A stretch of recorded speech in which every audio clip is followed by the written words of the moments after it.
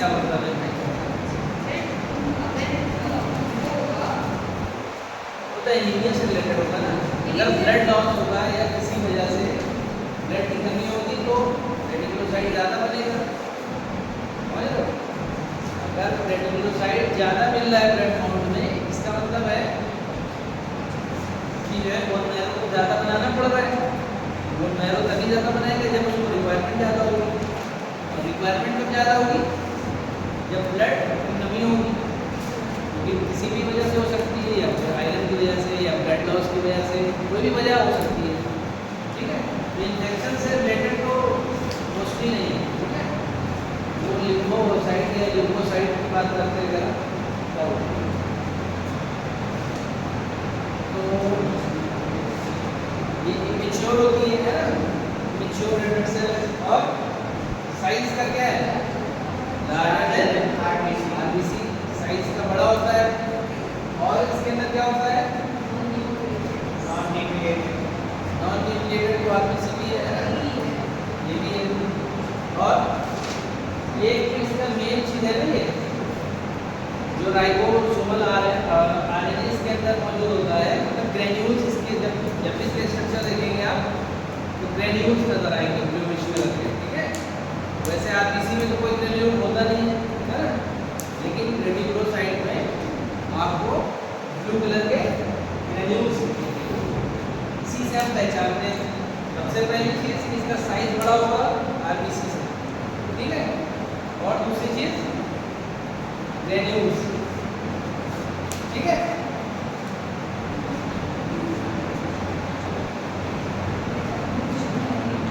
और इसमें क्या क्या है? माइटोकॉन्ड्रिया भी है और कुछ रेफरेंस ऑफ गोल्गी एप्पेरेटस, मतलब कुछ चीजें इसमें रह जाती हैं। फिर क्या होता है, इसमें भी कई स्टेप होते हैं। इमेच्योर होता है, धीरे धीरे मैच्योर होता है, फिर कई स्टेप्स में जाके उसका जो ग्रेन्यूल्स होता है वो धीरे धीरे चला जाता है, खत्म हो जाता है धीरे धीरे, ठीक है, रिमूव होता चला जाता है। उसके बाद में फिर वो आरबीसी बन जाता है, रेटिकुलोसाइट की आरबीसी बन जाती है, ठीक है।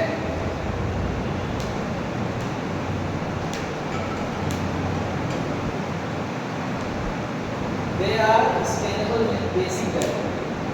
बेसिक डाई से हम इसको स्टेन कर रहे हैं, इसका मतलब क्या है? इसका स्ट्रक्चर कैसा है? एसिडिक है। और कौन सी डाई यूज कर रहे हैं इसमें? ब्रिलियंट ट्रेसाइल ब्लू, ठीक है, या फिर न्यूमेथिक ब्लू भी यूज करते हैं। ये दो डाई मोस्टली यूज करते हैं इसको स्टेनिंग करने के लिए, ठीक है। ये जो डाई है ये कैसी है? बेसिक इन नेचर है, ठीक है। बेसिक डाई है क्योंकि रेटिकुलोसाइट जो है वो क्या है? एसिडिक स्ट्रक्चर है, तभी जाके उसको स्टेन करेंगे। क्या करा दो? इसने जो है रेटिकुलोसाइट को डिफाइन किया था, विल्मर एंड कॉपरी 1976 में। इसको याद करने की जरूरत नहीं है, बस एक बार पढ़ लो, ठीक है।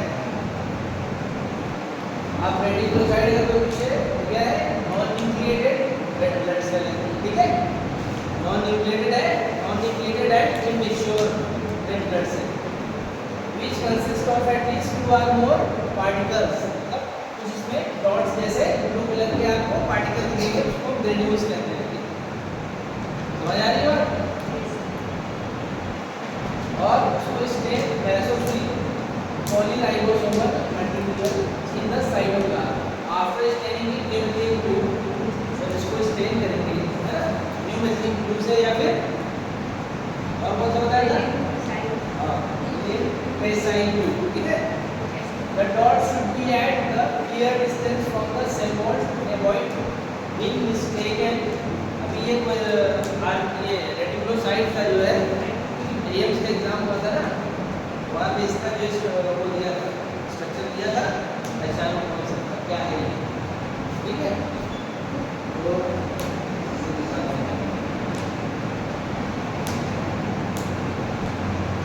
देख रहे हैं, इस तरह से देखिए, ये सब आरबीसी है, ये रेटिकुलोसाइट है। देखिए मतलब स्ट्रक्चर सेम होगा कलर, बट इसके अंदर ये है ग्रेन्यूल्स है ब्लू कलर के, इसको डॉट्स भी कहते हैं।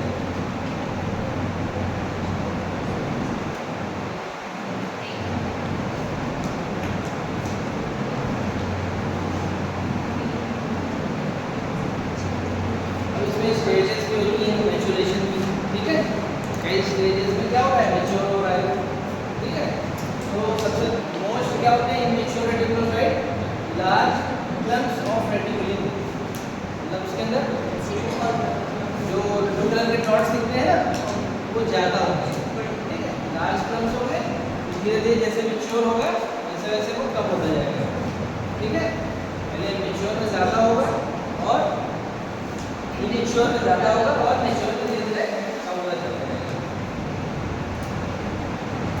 अब जितना मैच्योर हो उसका क्या हुआ, फील्ड एरिया ऑफ रेडिकुलम। अब देखो ये स्टेजेस, 4 स्टेजेस है। पहले क्या है, डेंस क्लाउड्स होगा, उसके बाद क्या होगा, लूजली अरेंज्ड रेडिकुलम होगा, उसके बाद डिफ्यूज अरेंजमेंट। तो इस तरह से 4 क्राइटेरिया स्टेजेस हैं, ठीक है। उसी तरह से भी हम आपको सेक्शन की फोटो भी दिखाएंगे, उसमें देखोगे ज़्यादा धीरे धीरे कम होता चला जाएगा। अब देखो ये देखो स्टेज 1 ये मोस्ट इमैच्योर, मतलब ज़्यादातर है मैच्योर है, तो इसमें ज़्यादातर पार्ट है वो कवर है ग्रैन्यूल से, ठीक है। ये मोस्ट इमैच्योर है, ये भी वही है वो पूरा कवर नहीं हुआ है, अभी देखो थोड़ा कम हो गया है ना।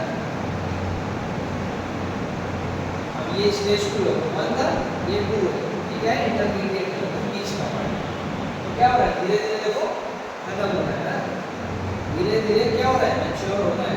जो रेटिकुलोसाइट है क्या हो रहा है, मैच्योर हो रहा है, और जब कंप्लीटली मैच्योर हो जाएगा तो क्या बन जाएगा, आरबीसी बन जाएगा, ठीक है। और इन्हीं रेटिकुलोसाइट को क्या करेंगे, काउंट करेंगे। उसका भी मेथड है, मैनुअल मेथड भी होता है और ऑटोमेटिक भी होता है।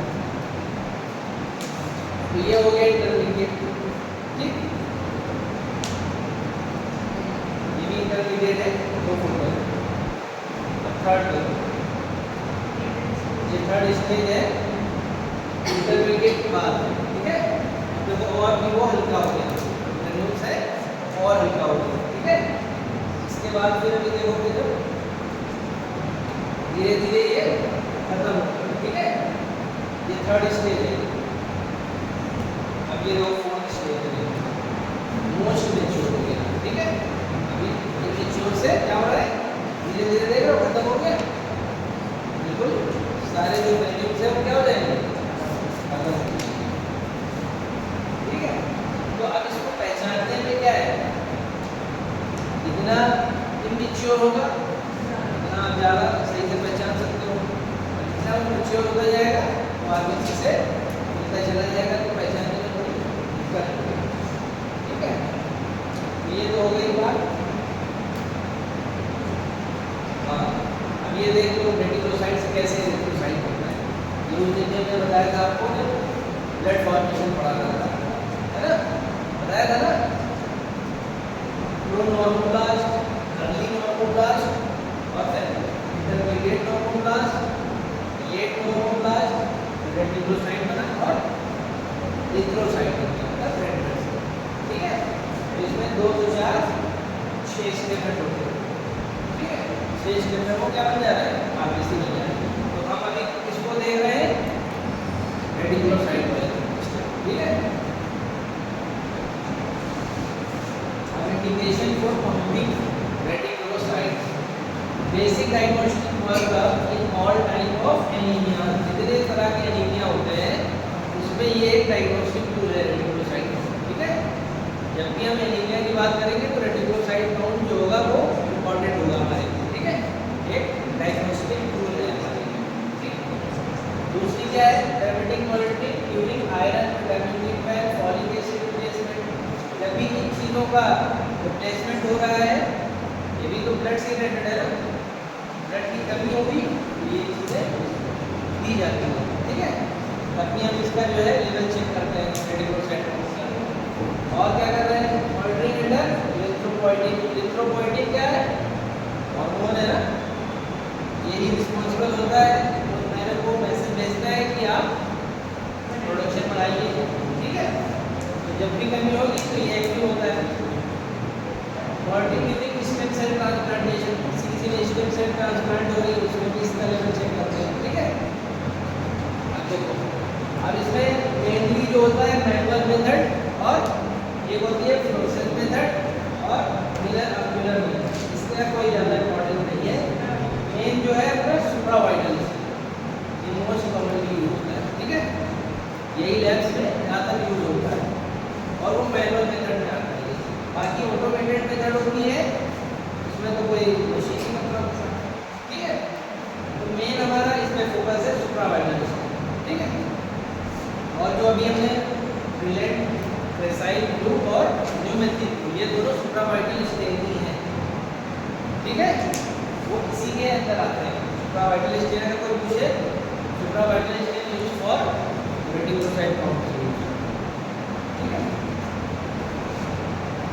अब प्रिंसिपल देखो, मैनुअल मेथड में क्या है, supravital stain is used for the reticulocyte count. और ब्लड को क्या करेंगे, मिक्स करेंगे स्टेन के साथ में, ठीक है। और उसको फिर कुछ देर के लिए इंक्यूबेट किया जाता है। उसके बाद क्या करते हैं, स्मीयर बनाते हैं और एक्समाइन करते हैं। नॉर्मल लेवल इसका पता है किसी को, रेटिकुलोसाइट काउंट कितना होता है नॉर्मल,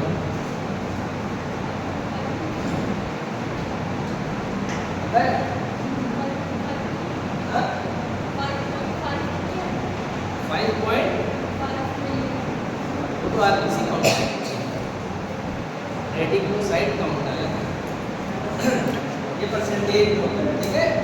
0.5 to 2.5 परसेंटेज, ठीक है। 0.5 to 2.5 याद है, लिख। तो हमने आपको वो तो बता दिया कि कैसा दिखेगा, है ना। अब स्टेनिंग की बात है, कैसे स्टेन करेगा और कैसे दिखेगा। हाँ मैं बता रहा हूँ, ब्लड को कैसे क्या करना है। सबसे पहले तो हम कौन सा स्टेन यूज कर रहे हैं, ब्रिलिएंट, प्रेसाइल ब्लू, ठीक है। और न्यूमेथिक, इनमें से एक ही यूज कर सकते हैं, ठीक है। स्टेन का प्रिपरेशन भी किया हुआ है, जैसे कि मान लीजिए इन दोनों में से कोई भी हम ले रहे हैं, इसको स्टेन कैसे बनाएंगे, ठीक है।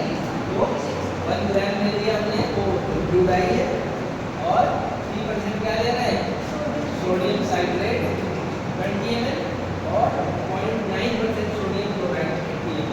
ये चीज़ें लेंगे, इसको मिक्स करेंगे और स्टेन हमारा तैयार हो जाएगा, ठीक। स्टेन हमारा तैयार हो गया। इसके बाद हम क्या करेंगे, इसमें कौन सा ले रहे हैं, ये सैंपल ले रहे हैं, ठीक है। ये वाली वाइल में हम जो सैंपल ले रहे हैं उसको यूज करेंगे, ठीक है। सबसे पहले तो हम 2-3 ड्रॉप लेंगे ब्लड, ठीक है। एक टेस्ट ट्यूब लेंगे, उसमें 2-3 ड्रॉप ऑफ ब्लड लेंगे, ये वाला, ठीक है। उसके बाद हम स्टेन को ऐड करेंगे, कितना ही उतना ही जितना हमने ब्लड ऐड किया। अगर हमने 2-3 ड्रॉप ब्लड ऐड किए तो 2-3 ड्रॉप स्टेन यूज करेंगे।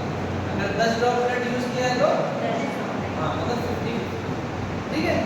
ये दोनों चीज़ को मिक्स करके इंक्यूबेट करेंगे 37 डिग्री सेंटीग्रेड पे कितने मिनट के लिए, 15 से 20 मिनट के लिए, या तो इंक्यूबेटर में या तो वाटर बाथ में, जहाँ पे 37 डिग्री सेंटीग्रेड का टेम्परेचर मेंटेन रहे, वहाँ पे हम इंक्यूबेशन करेंगे 20 से 25 मिनट के लिए। ये ट्यूब मेथड और इसमें स्लाइड मेथड की बात नहीं है, ये हम अभी इसको तैयार कर रहे हैं सोल्यूशन, ठीक है। इसी को हम स्मीयर बनाएंगे, ठीक है। हाँ, वाटर बाथ, उसमें पानी होता है, ठीक है। वाटर बाथ होता है, उसमें पानी भरा होता है, उसको 37 डिग्री से हीट करते हैं, वो पानी में ही उसको रखा जाता है, ठीक है। उसमें वेल्स बनी होती है, उसमें हम इस ट्यूब को रख देते हैं, मतलब पूरा पानी नहीं फिल होता है, इतना फिल होता है कि अपनी ट्यूब डीप हो जाए उसमें बस, ठीक है। वो 37 डिग्री पे टेम्परेचर मेंटेन करते हैं, वाटर बाथ भी यूज कर सकते हैं, और इंक्यूबेटर एक आता है, उसका भी टेम्परेचर इतना ही रहता है। तो इंक्यूबेशन के बाद में उसको मिक्स अच्छे से कर लिए, फिर क्या बनाएंगे, स्मेयर बनाएंगे। इसको क्या करेंगे, ड्राई कर लेंगे। ड्राई करने के बाद फिर क्या करना है, माइक्रोस्कोप, हाँ फिर क्या करेंगे, काउंटिंग करेंगे। स्मेयर बन गई, उसको ड्राई कर दिया, उसके बाद माइक्रोस्कोप लेंगे और इसको हम काउंटिंग करेंगे। काउंटिंग कैसे करेंगे, किस फील्ड पे करेंगे, 10x, 40x, 100x पे करेंगे, तभी तो हमको सेल्स दिखेंगी, वरना तो ओवरव्यू दिखेगा। अगर 40x पे करेंगे तो बहुत सारी सेल्स दिखेंगी, हम पहचान लेंगे, हम 100x का यूज करेंगे, ठीक है। और 100x को ही कहते हैं oil aversion film.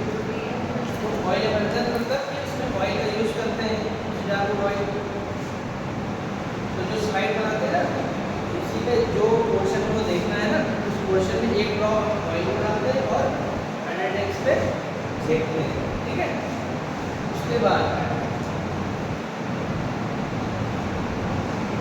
By using oil aversion और चूज एन एरिया फिल, यहाँ मतलब बहुत बड़ी स्क्वायर होती है ना, तो कौन सा पोर्शन को देखना है, हमेशा कौन सा पोर्शन देखते हैं।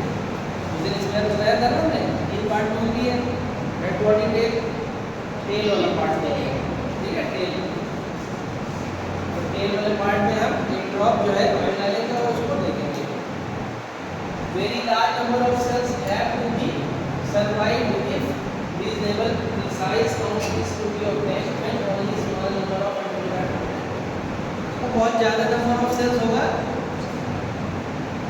अगर बहुत ज़्यादा मान लीजिए, अगर हम आरबीसी के अंदर ही तो दिखेगा ना, जितनी ज़्यादा आरबीसी को काउंट करेंगे उतना ही बेटर। वही चीज़ लिखा हुआ है कि जितनी ज़्यादा आरबीसी, कम से कम 1000 आरबीसी को देखना होगा, ठीक है। 1000 आरबीसी देखेंगे, 1000 आरबीसी में जितने वो रेटिकुलोसाइट काउंट दिखेगा उसको हम गिन लेंगे। समझ में आ रही बात? क्या देख रहे हैं? कम से कम उसमें ज़्यादा आरबीसी दिखेगा ना, तो आरबीसी देखते चलेंगे, कहाँ तक देखेंगे? 1000 आरबीसी तक के देखेंगे, ठीक है।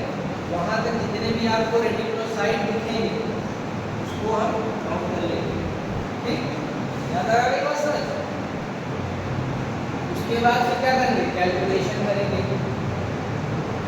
काउंट एट लीस्ट 1000, ठीक है। 1000 कम से कम, इससे ज़्यादा भी कर लेंगे, जितना ज़्यादा करेंगे उतना ज़्यादा प्रिसाइज होगा, उतना ज़्यादा एक्यूरेट होगा, ठीक है। तो मान लीजिए हमने 1000 हमने काउंट किया, ठीक है। Which are easily identified with blue granule, कैसे पहचानेंगे? क्योंकि उसके अंदर ब्लू ग्रेन्यूल्स होते हैं, है ना, उससे हम पहचानेंगे।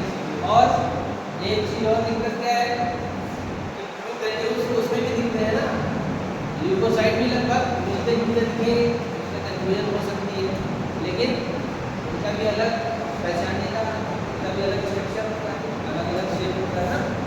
किसी में न्यूट्रोफिल है तो कैसा दिखता है आपको पता होना चाहिए, हिस्टोफिल कैसा दिखता है पता होना चाहिए।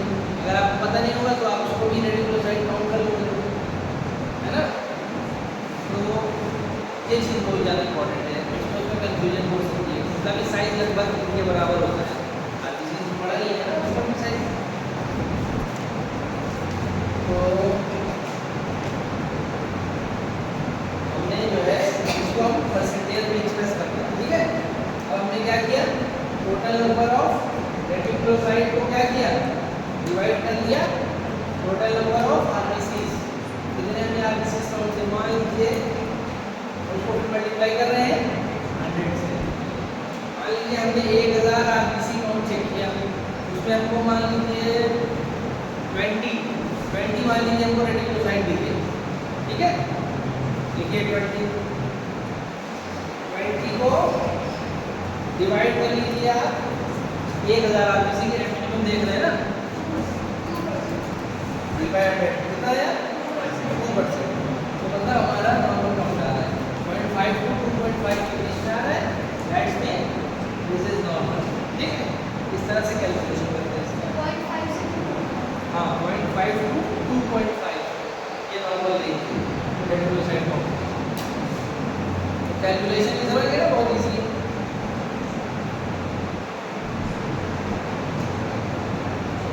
अब इसमें दिया हुआ है 0.5 to 2, ठीक है।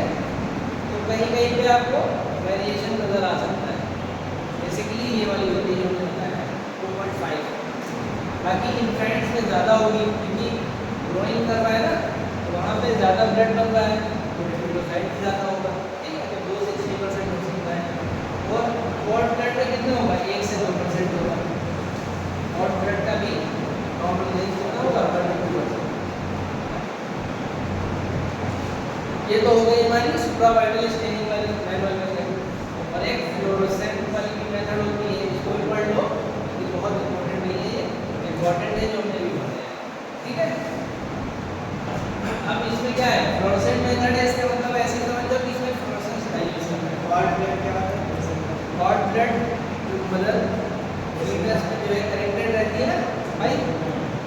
कॉर्ड, भाई कॉर्ड है उसके अंदर जो ब्लड होता है वो कॉर्ड होता है। हाँ हाँ बिल्कुल। अब इसमें भी क्या कर रहे हैं, अब इसमें जो एक्रिलीन ऑरेंज है ना, ये कौन सी डाई है, फ्लोरोसेंस डाई। फ्लोरोसेंस डाई का मतलब है कि ये स्पेशल डाई है, उसमें जैसे यूज कर रहे थे ब्लू वाली लकड़ी को सुप्रा वाइटल स्टील, ठीक है। और ये फ्लोरोसेंट डाई है, फ्लोरोसेंट डाई अलग होती है, इसके लिए आपको अलग माइक्रोस्कोप भी चाहिए, ठीक है। फ्लोरोसेंट अगर डाई यूज कर रहे हैं तो उसमें फ्लोरोसेंट लाइट की भी इम्पोर्टेंस है। जब फ्लोरोसेंट लाइट उसको दिखाएंगे तभी जाके वो चमकीली भी दिखेगा, है ना, चमकता हुआ दिखेगा जो भी आप स्कैन करेंगे। तो इसके लिए आपको फ्लोरोसेंस माइक्रोस्कोप चाहिए और फ्लोरोसेंट लाइट, ठीक है। अब इसमें क्या कर रहे हैं, add 1 volume of acridine orange solution with 1 volume of blood, मतलब same equal amount of blood और डाई को इक्वल अमाउंट में ले लेंगे और मिक्स कर लेंगे 2 मिनट के लिए वेट करेंगे, फिर उसके बाद स्मेयर बना लेंगे, ठीक है। स्मेयर बनाने के बाद ड्राई होने देंगे और उसको भी ऐसे ही देखेंगे जैसे माइक्रोस्कोप में देख रहे थे ना, उसी तरह। बस इसका फर्क क्या है, ये फ्लोरोसेंस माइक्रोस्कोप में देखेंगे इसको, ठीक है।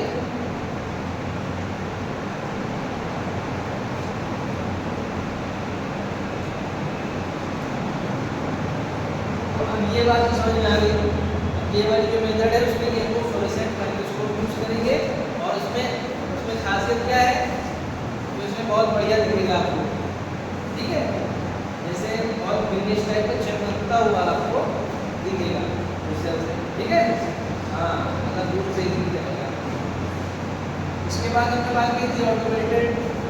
ऑटोमेटेड में क्या है, ये मशीन के नाम है ऑटोमेटेड, जो स्टूडेंट यूज करते हैं ना, ये सिस्मैक्स, ये ब्रांड नेम है सिस्मैक्स, ठीक है।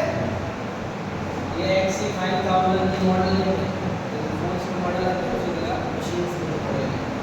तो ऑटोमेटेड में कुछ करने की जरूरत है, तो बस एक बार आप एक मशीन का नाम ही जान लीजिए, ठीक है। सिस्मैक्स XC5000, ये है CPC वाला सेल काउंटर, ठीक है। उसमें क्या है, जब भी आप सैंपल रन कराएंगे सारा डेटा दे देता है, रेटेड भी दे देगा, साइड काउंट भी दे देगा, सब कुछ दे देगा, ठीक। बात समझ में आ गई। अब बताओ कब पढ़ता है, कब पढ़ेगा, रेटिकुलोसाइट कब पढ़ेगा, हाँ कब होगा भाई, रेटिकुलोसाइट है तो बात कर लो भाई, हम बात ही कर रहे हैं पिछले से, वो कब होगा, बात आप रेटिकुलोसाइट की बात कर रहे हैं। हम पूछ रहे हैं रेटिकुलोसाइट काउंट कब बढ़ेगा, मतलब मेच्योर आदमी से जो है कब बढ़ेगी, ब्लड के अंदर इसका रेशियो कब बढ़ेगा।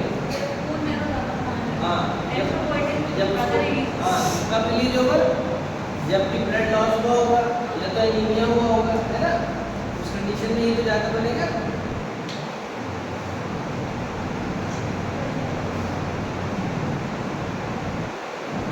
यही बता रहा है ऑटोमेटेड का, ठीक है। जैसे सैंपल बहुत कम चाहिए होगा, ओनली 100 माइक्रोमीटर, ठीक है। और क्या है, लेकिन इसका वो क्या है, कॉस्टली पड़ेगा नहीं, ये तो महंगा पड़ेगा ना मशीन वाला। अब इसकी खासियत क्या है, mobile bodies joint tendon are counted, मतलब कुछ स्पेशल अगर सेल्स होंगी तो ये पहचान लेगा, है ना। अब आप पूरा इसमें तो चेक नहीं करोगे, ये मशीन की सब कुछ चेक करके बता देंगे, ये बनता है इसमें। हाँ इंक्रीज कब होगा, जब हमारा एक्यूट ब्लड लॉस हो गया, किसी का मान लीजिए एक्सीडेंट हो गया, ब्लड बहुत ज़्यादा लॉस हो गया, इस कंडीशन में जब ब्लड उसके अंदर कम होगा बॉडी में तो बनेगा नया, जब बनेगा तो आदमी रेटिकुलोसाइट ज़्यादा बनेगा, आएगा, वही मेच्योर हो गया, ऊपर काउंट बढ़ेगा और इम्यूनिटी के एनीमिया और थेरेपी ऑफ आयरन डिफिशिएंसी, उसको आयरन की डेफिशिएंसी है, तब भी क्या हो रहा है, ये बढ़ेगा। तो ये भी कई सारी कंडीशन है, सिंपल सेल एनीमिया है, इस कंडीशन में क्या होगा, बढ़ जाएगा काउंट। और उसी तरह से कुछ केसेस में डिक्रीज भी होता है, जैसे एप्लास्टिक एनीमिया, एप्लास्टिक एनीमिया में क्या होता है, हर सारी सेल्स कम हो जाती है, ठीक है। तो इस कंडीशन में और क्रोनिक डिजीज से रिलेटेड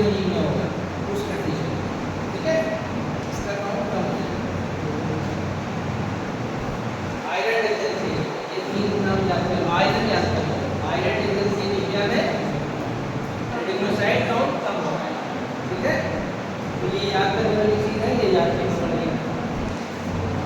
थैलेसीमिया है, सिंड्रोब्लास्टिक एनीमिया है और एनीमिया के क्रोनिक रीनल फेलियर या फिर एक्यूट ल्यूकेमिया है, मतलब कैंसर, ब्लड कैंसर।